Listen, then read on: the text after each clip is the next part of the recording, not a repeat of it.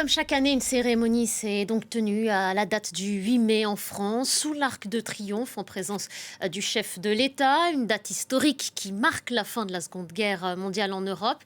Ce jour-là, les Allemands ont signé l'acte de capitulation à Berlin. Voilà pour ces images que vous avez suivies et vues un petit peu plus tôt si vous étiez sur France 24. On accueille maintenant notre invité, c'est vous Nicolas Barotte. Bonjour à vous, vous êtes journaliste défense pour le Figaro. Merci de prendre quelques instants pour répondre à nos questions. Nicolas, je le disais un peu plus tôt et on l'a vu sur les images diffusées plus tôt sur notre antenne aujourd'hui, nous commémorions la paix. Une paix qui semble plus que jamais fragile désormais quand on regarde l'état du monde et les portes mêmes de l'Europe. Oui, absolument. Tous les signaux sont quand même assez alarmants avec, d'une part, la guerre de la Russie contre l'Ukraine qui dure depuis 4 ans, avec une agressivité russe qui est affirmée. Il y a des opérations de déstabilisation, de sabotage contre l'Europe, avec un objectif de Poutine qui est d'affaiblir l'OTAN. Et dans ce contexte, il y a l'incertitude des Américains qui sont l'allié ou qui étaient l'allié, on ne sait plus trop. En tout cas, les Européens ne peuvent plus compter sur Washington pour se défendre. Et ça oblige les Européens à accélérer dans leur réarmement. Est-ce qu'ils en ont les moyens, alors justement, de l'accélérer, ce réarmement, Nicolas Barotte? Si on reste juste sur l'exemple français, on sait qu'une loi est examinée une nouvelle fois en ce moment même. Il est question du budget aussi, de le revoir à la hausse, plus 67 milliards au moins d'ici 2030. Est-ce qu'on en a les moyens si on reste sur notre situation, nous Français? Alors, toute la question, c'est globalement, oui, on en a les moyens si on fait les choix pour. C'est qu'il y a effectivement des choix assez difficiles à effectuer pour réorienter l'effort budgétaire sur le réarmement, avec donc une loi de programmation militaire qui prévoyait 400 milliards plus 13 milliards additionnels au début du deuxième quinquennat du président Macron, qui a été augmenté de 36 milliards, c'est ce qui est examiné en ce moment par les parlementaires, pour effectivement réarmer, redonner des moyens, des capacités à l'armée française, parce que comme toutes les armées européennes, elles avaient subi des coups de froid, une période de paix, on avait moins besoin de moyens militaires, c'est là où on a fait les économies, et évidemment maintenant il faut tout rattraper. Alors le problème de la France par rapport à ses voisins européens, c'est qu'on n'a pas de marge de manœuvre budgétaire. Quand on compare avec les Allemands, les Polonais et d'autres, eux peuvent activer le déficit pour augmenter leurs dépenses. En France, ce n'est pas le cas. Donc, il faut procéder à des choix parce qu'il y a des urgences en termes de munitions, en termes de matériel, par exemple pour les frappes dans la profondeur.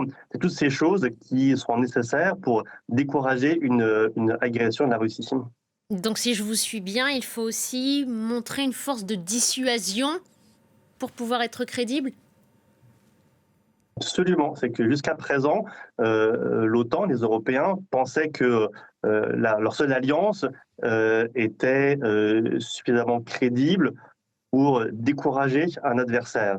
On voit bien qu'aujourd'hui, ce n'est plus le cas parce que des régimes comme la Russie ont l'intention, montrent les signes qu'ils sont prêts à prendre des risques, à tester les limites.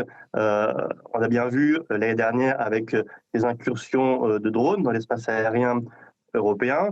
On voit bien avec des vols d'avions de chasse qui s'approchent de l'espace aérien européen dans les pays baltes, avec ces opérations hybrides. Et les scénarios qui sont étudiés aujourd'hui au sein de l'OTAN et aussi donc par l'état-major français, c'est une incursion peut-être limitée sur un territoire européen, mais auquel il faudra répondre militairement. Et ça demande effectivement des capacités pour déployer des forces, pour décourager l'adversaire. Et on ne le décourage pas seulement avec des moyens défensifs.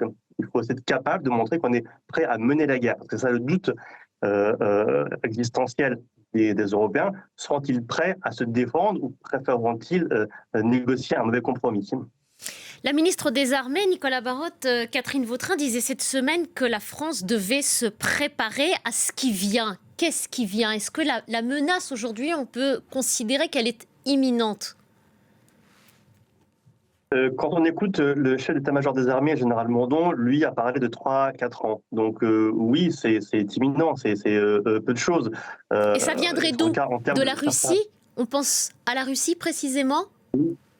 Oui, c'est l'adversaire principal, c'est celui qui a déclenché la guerre en Ukraine, donc qui est prêt à faire usage de la force, parce qu'il y a une intention dans les discours de Vladimir Poutine qui est exprimée de tester, d'affaiblir l'OTAN, parce que du point de vue de la Russie, l'expansion de l'OTAN c'est une menace, ce qui est évidemment faux, mais le révisionnisme russe pousse à vouloir faire s'effondrer cette alliance.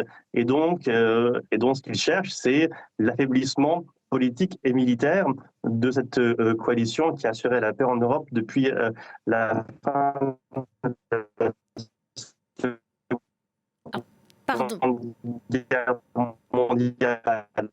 pardon pour cette Donc, liaison qui n'est à pas quoi tout à fait sera ce choc? parfaite. Ça va prendre forme, oui, ça va prendre forme, c'est difficile à... Ouais.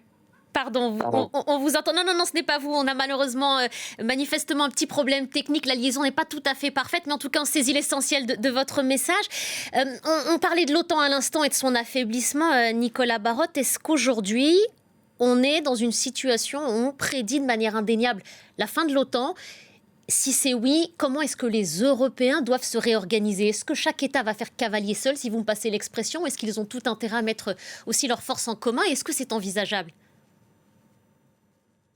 Il y a une prise de conscience assez généralisée en Europe sur la nécessité de se réarmer et de se défendre, et en tout cas de savoir faire aussi sans les Américains, parce que depuis l'élection de Donald Trump, il y a ce doute qui est persistant sur l'implication réelle, sur l'engagement des États-Unis qui, par ailleurs, ce n'est pas seulement lié à Donald Trump, ont d'autres priorités, et c'est notamment la Chine.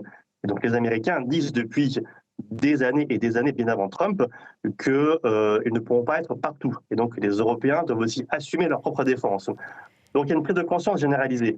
Le problème ensuite, c'est la concurrence des États et des appareils industriels. Parce que chacun voudrait faire à sa manière en développant son économie et son industrie et en répondant à ses propres priorités politiques.